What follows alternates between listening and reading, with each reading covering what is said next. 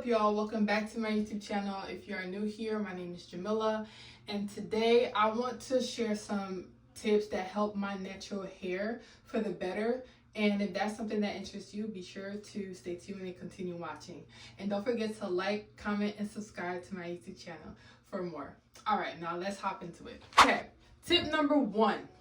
I stopped using oils on my hair. Changed the game for me forever. I stopped using oil for about 2+ years now, and my hair has never been better. I didn't realize that oil was actually dehydrating my hair and was not allowing water to penetrate my hair strands. And so because of that, I was constantly redoing my hair over and over again, like every 2 days, because my hair just felt dry. And once I've learned that oil was the reason why water was not going into my hair, my wash and goes or twist outs was just not lasting as long as I wanted it to. I learned that from Black Girl Curls. If you don't know Black Girl Curls, they're a Instagram platform that helps tight curl girlies to learn more about their hair and give some tips on how to change some things up and switch your lifestyle to better cater your hair.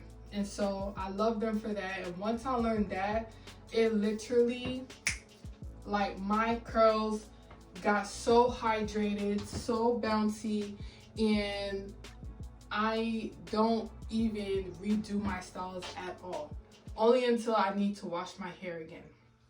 And so when you think about that, and which is why the lock method is most likely dehydrating your hair. Thanks to YouTube University, you know, a lot of us fell victim to that technique. I did as well. But when you're thinking about the lock method, it's using a liquid, oil, and cream. So because water and oil don't mix, it is repelling the water from going in. Think of it like a plant. So when you're like spraying water on the plant, you see the little water beads on the plant because the plant has a waxy layer on top of it that doesn't allow water to penetrate in it. It's the same thing that oil is doing to your hair strands. So if you feel like your hair is dry and brittle, it's most likely just dehydrated. It needs water. And so I challenge you to not use raw oils and butters on your hair for about 30 days and see how your hair reacts. It may take some time because, you know, if you've been doing this for a long time, it's gonna take a while for your hair to get acclimated to the new ways of treating your hair. And so give it some time, and definitely pay attention to when you're washing your hair next time. How is the water sitting on your hair? Is it actually getting in there, or do you see it just sitting on top like little beads? That'll indicate that water is not going into your hair. So mistake number 2 that I was doing is I was only using moisturizing shampoos. Now, the problem with that is I did not know that there are different categories of shampoos that is available out there, and they each have a different purpose. Now, before I get into those, I want to talk about my hair was always dry, and because of that, you know, naturally I'm going to go for the moisturizing shampoo because my hair is dry, it's brittle, I need some moisture, right? Moisturizing shampoos has some type of conditioning in it as well, and so because of that, it was creating product buildup on my scalp, which is another factor of not allowing water to go into my hair, and essentially my scalp wasn't actually being clean. It wasn't actually being cleansed because it was creating buildup on top of my scalp, and because of that, I kept creating the cycles of, oh my gosh, like my hair is so dry. I had to keep redoing my hair. About 4 categories of different shampoos. Number 1, you have moisturizing shampoo, which they are, again, what I mentioned, they have some type of conditioning in it. This purpose is to bring moisture back into the hair, and so they are a little bit heavier. Number 2 are clarifying shampoos. These type of shampoos are the most cleansing shampoos that you'll use for your hair. That is not something to use on a regular basis because it can strip your hair from moisture, and especially if you are color treated, to not use clarifying shampoos too often because it can actually dull out your hair color as well. Number 3, we have all-purpose shampoos. Now this type of shampoo you can use for daily use. You can use pretty much as your everyday shampoo if you are washing your hair every day, but I'm just saying it's gentle enough to use it pretty frequently. And the 4th one is cleansing conditioning shampoos. Think of those shampoos like co-wash. So when you think about co-washing is you are mainly using conditioner as your main shampoo. So essentially that's kind of what it is, but it's implementing conditioning and cleansing at the same time. But again, this is not something that you will use as your main shampoo because it will create product buildup, in which you then need to go in and cleanse your hair first and then go back in and using a moisturizing shampoo, which that's usually what I do. I will go in using a clarifying shampoo and then I go back in for my second wash with a moisturizing shampoo. Another mistake that I was doing with my natural hair is that I was only washing my hair once a month. Or I was washing so I was essentially washing my hair like bi-weekly or once a month. It was either that I was wearing a protective style for 4 weeks, and when I would take it out, I'll wash it, or when I have my natural hair out, I would wash it bi-weekly. Now, because of that, I was not training my hair to welcome water in, because again, I was still using oils into my hair, but I was not having a consistent routine to help my hair welcome the water in and stay in my hair. And because of that, where was I? My hair. So I essentially was not consistent with my hair care routine. I was not consistent with cleansing, conditioning, and styling my hair. And so because of that, my hair was not behaving the way that, I wanted to. And because of that, my curls was not behaving how I'd want them to show up. And so essentially when I actually implemented a weekly washing routine, it changed the game for my hair. Like, my curls became bouncier, my hydration increased within my hair. And it also minimizes detangling. It also minimizes shedding because I'm staying on top of it. And also, the benefit to washing your hair weekly is that you're also removing any dirt, oil, and debris buildup that's in your scalp. And so essentially our scalp is still skin. Just like how we take a shower and cleanse our skin daily, it's the same concept when it comes to our scalp. So when you are neglecting your scalp, it can lead to dehydrated hair. And also using oil on top of that and moisturizing shampoos on top of that, you see how, you could kind of you see the buildup happening, and it feels like your hair is clean, but it's really not. And so when I implemented a weekly routine, game over. And I also wanted to mention that our scalp produces its own oil called sebum. We have an oil gland in our hair that produces oil on its own. So you essentially don't need to incorporate more oil on top of our scalp because it's already doing the work for you. Listen, God gave us everything that we need, okay? We really lack nothing. But if you are needing to use an oil, it's to really tackle a problem. So if you have a problem going on with your hair, maybe, you know, some type of hair loss going on, whatever the case may be, is treating an actual issue.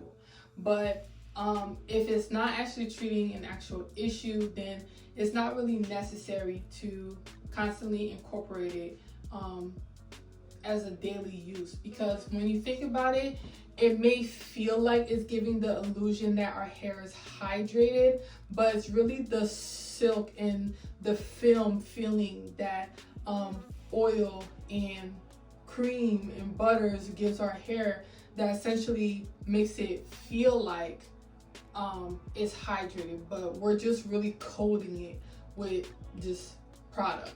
You know, it's not really doing anything.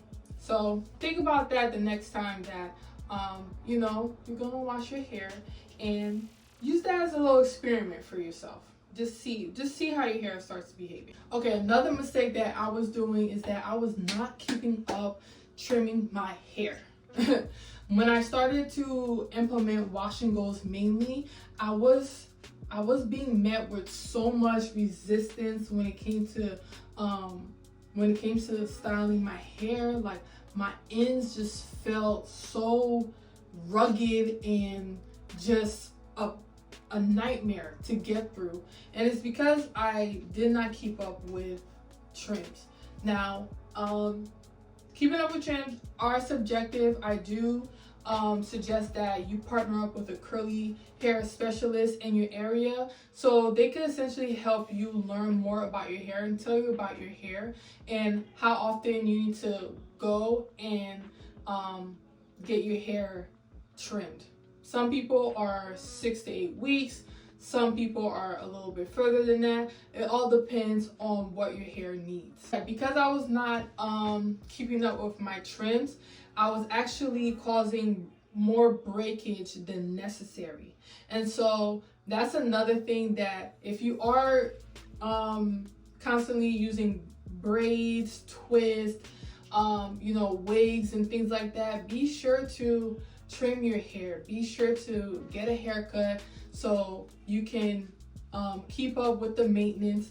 Our hair are energetic receptors. Remember how I mentioned it's like a plant? Literally, like a plant, you need to tend to it, water it, trim it, you know, take the weeds out, making sure that's well kept. It's the same thing with our hair, right?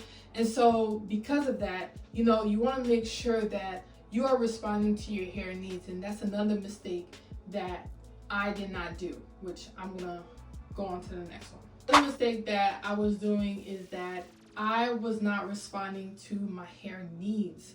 I was so out of touch with my hair that I really didn't have a good connected relationship with my hair. And so what I mean by that, when you are dealing with itchy, dry scalp, that usually indicates that your hair is telling you, I need to be cleansed, right? A lot of us made it a norm that itchy scalp is okay. It's actually a inflammatory response that, you know, your hair is not liking something that you probably put on it, or if it is in braids and other types of styles like that, and your scalp is itchy and things like that, it's telling you, girl, I need to be cleansed. I don't like this. And most of the times, you know, we ignore that and we think that, you know, that's just a normal thing. That's really our hair trying to communicate with us, like, hey, we need to do something about this, because this is not working. So that's why I suggest to you guys, the more that you get into this journey, it's really a spiritual journey too. I'll get more into that later, but the more you get deeper into this journey, you will feel more connected with your hair, and you will essentially start building a relationship with your hair and understand what it's trying to tell you. Next mistake that I was doing is I was using cheap products. Let's be real. I was. Cheap in a sense where I wasn't using quality products with quality ingredients in them. So I was using gels like Eco Styler gel, which those gels, they have like alcohol in them and they dry your hair out. And when I made the switch to botanical gels, which are gels that are plant derived and they help draw water into your hair. Some of those may be aloe based, like the Uncle Funky's Curly Magic, which I love. It literally changed my wash and go, and my styles last so much longer, and it did not feel dehydrated at all because it helped keep the hydration, essentially water, into my hair at a longer time span. Another mistake that I was doing is my mindset was so messed up when it came to my hair. When I mentioned earlier I did not have a great relationship with my hair, essentially I just didn't know my hair. Essentially I did not like my hair early on. I'm gonna be honest, like when you have tight curly hair growing up, you know, it wasn't really socially acceptable, well, for me to rock my hair like this. You know, you'd probably get made fun of, or, you know, you would hate your shrinkage and compare your hair to other women that have looser curl patterns and, you know, thinking that was superior to yours. And that's essentially what I was comparing my hair a lot. Growing up, I was kind of like forced to relax my hair, and because it was, you know, all the other girls were pretty when they have their hair relaxed and things like that, and, you know, to be socially acceptable. And I feel like that started to create a negative perception on how I see my hair. Like, oh, so my hair is ugly in its natural state. Okay, like, let me hide it more. You know, I started just wearing weaves and sew-ins and, you know, braids all the time and things like that. And again, the shrinkage, like, oh my gosh, like only long hair was pretty, you know, all the things. And when I really started to take my natural hair journey seriously, I realized, like, damn, I did not have a positive perception of my hair, you know, the hair that's growing out of my scalp, you feel me? And I realized that you can use all the products that you want, you can do all the things, but if your mindset towards your hair is, you know, unhealthy, then essentially, like, the relationship with you and your hair is not going to progress in the ways that you want it to, right? It's really a lifestyle change. It really is. You want to reflect on your relationship with your hair. How did you grow? Like, what was taught? What was the lessons that was taught when it came to hair care? You know, did people have time to take care of your hair? Did you get relaxers a lot? Did you get made fun of? Just, you know, anything. It doesn't always have to be negative or anything like that, but that does essentially affect how you want to show up in the world with, you know, with your natural hair, how you want to show up as you are. You feel me? Essentially, like, some of those things, they do cause trauma. And remember when I mentioned that our hair is like receptors, it receives that energy from us, right? When we talk down about our hair and things like that, it's gonna receive that energy and reflect exactly how you view it. And so it too is not gonna show up the way you want it, because essentially you're kind of talking crap about it, you know? And so when it's being neglected in that way, what essentially happens, the plant dies, right? So I encourage you to, you know, sit down with yourself and reflect on your hair. Reflect on how you grew up, and what was taught to you about hair care. Did anyone affirm you in your hair? Did anyone put confidence in you when it came to your hair? Because, you know, some of us did deal with trauma when it comes to, you know, our natural hair and things like that. And so you want to begin to release that, let go of it, because that's not you, right? That's just what happened to you. These are the things that you thought were true. These are the societal expectations that you thought you had to act on. And essentially this journey is, when I mentioned it's a spiritual one, it really is, because it's a personal journey, right? Our hair is a part of us. It is an extension of us.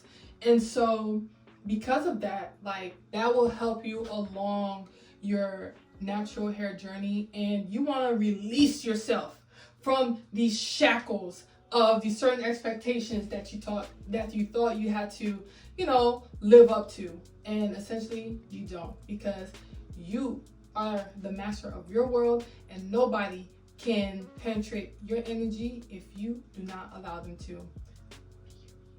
And your hair is an investment. See it as an investment, not something that not like a chore that you just have to just get out the way real quick, right? Because this is the first thing that, you know, people see. This is one of the first things that you see. All right, y'all. So these are the things that essentially helped me during my natural hair journey, and I hope that these kind of help you shift your perspective on how you want to approach your hair during your next wash day, or you are going to try to not use any raw butters or heavy oils in your hair. And, you know, just see it as like a fun thing, see it as an experiment to try, right? But these are the things that really got my hair to where it's at today. And I get compliments on my hair all the time. People ask about my hair all the time, and it's not because it's a bragging thing, but like, it takes work, okay? To pair up with a curl specialist in your area, and, you know, not spend so much money on the new and best thing that's out there because you've seen somebody on YouTube, you know, using it for their hair, but that may be working for their hair, but that's not what your hair needs, right? So, you know, it doesn't have to be a journey that you go through alone. And definitely see who, you know, you can trust with your hair, and they'll help you along that journey. And I swear, when the new and best things are coming out, you're not going to be swayed too easily, because you got your tried and true quality products that works for you, and that's it, that's all. You don't need nothing else, right? Sometimes simple is literally the only thing that you need. You don't need to be doing anything extra. All right, y'all, so that's all I have for you today. These are the things that helped me along my natural hair journey, and let me know if any of these help you change your perspective on how you want to approach your hair care, or are you going to try to not use any heavy butters or oil in your hair for the next month, and, you know, see it as an experiment, you know, something fun to try out. Down below, if you experienced any type of, you know, bad experiences with your hair that, you know, shifted your perspective on how you want to show up in your adulthood with your natural hair, I want to connect with y'all. Let me know if this helped you at all, and also let me know what other topics you guys want me to talk about. I'll be happy to create them for you. And that's all I got, and I will see y'all in the next video. Thank you for watching, and don't forget to like, comment, and subscribe to my channel. Until next time.